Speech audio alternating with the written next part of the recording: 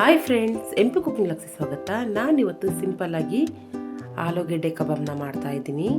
ಈ ರೀತಿ ಆಲೂಗೆಡ್ಡೆ ಎಲ್ಲ ತೊಳೆದು ಸಿಪ್ಪೆ ತೆಗೆದುಕೊಂಡು ರೆಡಿ ಮಾಡಿಕೊಂಡು ಯಾವ ಅದಕ್ಕೆ ಬೇಕೋ ಆ ಅದಕ್ಕೆ ನಾನು ಕಟ್ ಮಾಡ್ಕೊತಾ ಇದ್ದೀನಿ. ನನ್ನ ಮಗನ ಸ್ಕೂಲಲ್ಲಿ ಶೇರಿಂಗ್ ಡೇ ಇತ್ತು, ಅದಕ್ಕೋಸ್ಕರ ಅವನಿಗೆ ಇದನ್ನು ಪ್ರಿಪೇರ್ ಮಾಡಿಕೊಡ್ತಾ ಇದ್ದೀನಿ.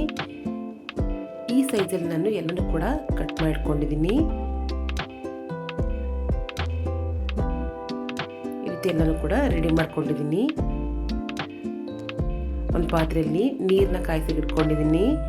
ನೀರು ಬಿಸಿ ಆದ ನಂತರ ನಾನು ಆಲೂಗೆಡ್ಡೆನ ಇದ್ರೊಳಗಡೆ ಹಾಕೋತಾ ಇದ್ದೀನಿ. ಇದ್ರ ಜೊತೆಗೆ ನಾನು ಉಪ್ಪನ್ನು ಕೂಡ ಸೇರಿಸ್ಕೊತಾ ಇದ್ದೀನಿ. ಈ ರೀತಿ ಉಪ್ಪು ಹಾಕೋದ್ರಿಂದ ಆಲೂಗೆಡ್ಡೆಗೆ ಚೆನ್ನಾಗಿ ಉಪ್ಪು ಕೂಡ ಹಿಡ್ಕೊಳ್ಳುತ್ತೆ. ಇಷ್ಟನ್ನು ಹಾಕ್ಕೊಂಡು ಎಲ್ಲನೂ ಕೂಡ ಮಿಕ್ಸ್ ಮಾಡ್ಕೊತಾ ಇದ್ದೀನಿ.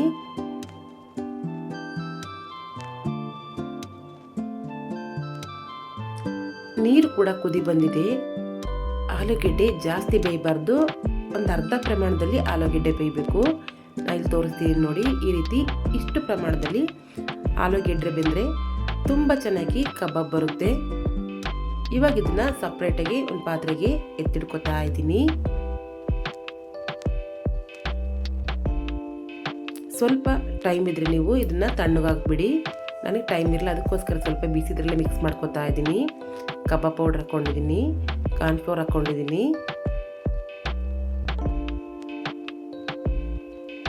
ಅರಿಶಿನ ಪುಡಿ, ಅಜ್ವಾನ,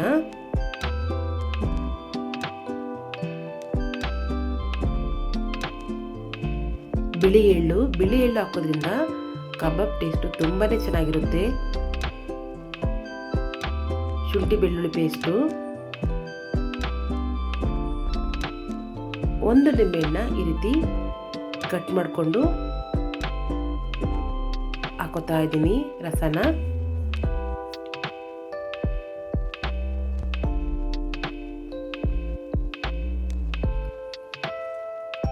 ಇದು ಸ್ವಲ್ಪ ತಣ್ಣಗಾದ್ಮೇಲೆ ನಾನು ಅದಕ್ಕೆ ಅಚ್ಕಾರ್ ಪುಡಿನ ಕೂಡ ಸೇರಿಸ್ಕೊತಾ ಇದ್ದೀನಿ. ಎಲ್ಲನೂ ಕೂಡ ಸ್ವಲ್ಪ ಕೈಲೇ ಮಿಕ್ಸ್ ಮಾಡ್ಕೊತಾ ಇದ್ದೀನಿ. ಅದಕ್ಕೆ ರೆಡಿ ಮಾಡ್ಕೋಬೇಕು. ಸ್ವಲ್ಪ ಉಪ್ಪು ನೋಡಿಕೊಂಡು ಸೇರಿಸ್ಕೊಳ್ಳಿ. ಸ್ವಲ್ಪ ಸಪ್ಪೆ ಇತ್ತು, ಅದಕ್ಕೋಸ್ಕರ ನಾನು ಉಪ್ಪನ್ನ ಹಾಕೋತಾ ಇದ್ದೀನಿ. ಈ ರೀತಿ ನಾನು ರೆಡಿ ಮಾಡ್ಕೊಂಡಿದ್ದೀನಿ.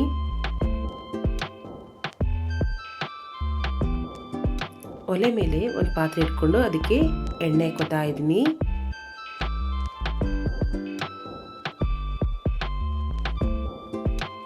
ಎಣ್ಣೆ ಬಿಸಿಯಾಗಿದೆ. ಎಣ್ಣೆ ಬಿಸಿಯಾದ ನಂತರ ಈ ರೀತಿ ಒಂದೊಂದೇ ಕಬಾಬ್ ಪೀಸ್ನ ಹಾಕೋತಾ ಇದ್ದೀನಿ.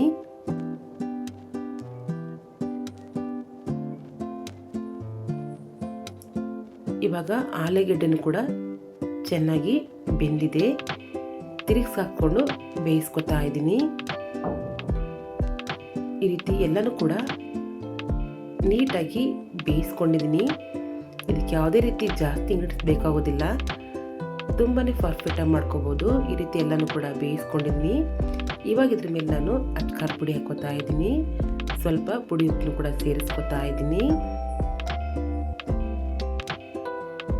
ನಿಂಬೆಹಣ್ಣೆ ರಸನೂ ಕೂಡ ಹಾಕೋತಾ ಇದ್ದೀನಿ. ತುಂಬ ಅಂದರೆ ತುಂಬಾ ಸೂಪರ್ ಆಗಿರುತ್ತೆ. ಖಂಡಿತವಾಗ್ಲೂ ಈ ರೆಸಿಪಿನ ಮಿಕ್ಸ್ ಮಾಡದೆ ಒಂದ್ಸಲ ಟ್ರೈ ಮಾಡಿ ನೋಡಿ. ಎಲ್ಲನೂ ಕೂಡ ಮಿಕ್ಸ್ ಮಾಡ್ಕೋತಾ ಇದ್ದೀನಿ.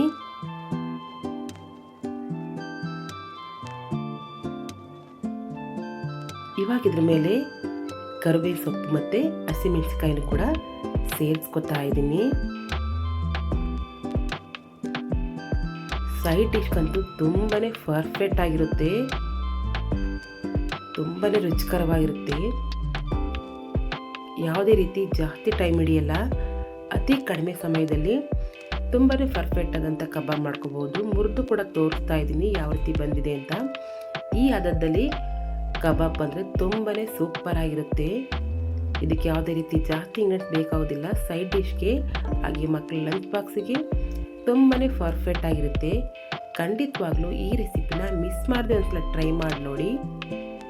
ತುಂಬ ಅಂದರೆ ತುಂಬಾ ಚೆನ್ನಾಗಿರುತ್ತೆ. ನನ್ನ ರೆಸಿಪಿ ಇಷ್ಟ ಆದರೆ ಪ್ಲೀಸ್ ಲೈಕ್ ಮಾಡಿ, ಸಬ್ಸ್ಕ್ರೈಬ್ ಮಾಡಿ, ಸಪೋರ್ಟ್ ಮಾಡಿ. ಪಕ್ಕದಲ್ಲೇ ಕಾಣುವಂತಹ ಬೆಲ್ ಐಕಾನ್ ಕೂಡ ಪ್ರೆಸ್ ಮಾಡಿ ಹಾಗೆ ಕಮೆಂಟ್ಸ್ ಕೂಡ ಹಾಕಿ. Thank you.